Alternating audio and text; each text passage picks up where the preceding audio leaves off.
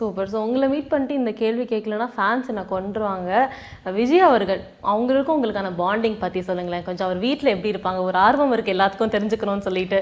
கண்டிப்பாக விஜய்க்கும் எனக்கும் என்ன பாண்டிங்னா மதர் அண்ட் சன் தான். ஆமாம். அதாவது எங்கள் ஃபேமிலியில் விஜய் தான் ஃபஸ்ட்டு, நெக்ஸ்ட் ஜென்ரேஷன் குழந்தை விஜய் தான்.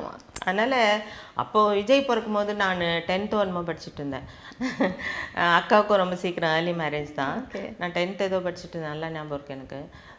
அதனால அது குழந்தையிலேருந்து தூக்கி வளர்த்ததுனால அது நிச்சயமா மதர் அண்ட் சன் பாண்டிங் தான். கண்டிப்பா கண்டிப்பா. எப்படி இருப்பார் அப்படின்னு கேட்குறேன். அது எப்பவுமே கொஞ்சம் சைலண்ட் தான். எப்பவுமே சைலண்ட். ஆமாம், சின்னதுலேருந்தே சைலண்ட் தான். ரொம்ப இந்த குறும்பு பண்ணுற பையன். ஒரு அது வீட்டுக்குள்ளே அது எல்லா பசங்களும், ஆனால் ரொம்பலாம் பண்ணதில்லை. ஏன்னா நான் அதுக்கப்புறம் என் பசங்களை பார்த்தப்போ ஐயோ விஜய்லாம் எவ்வளோ அமைதியான குழந்தை அப்படின்னு நினச்சிருக்கேன். ஏன்னா எங்கள் வீட்டில் வாளுங்க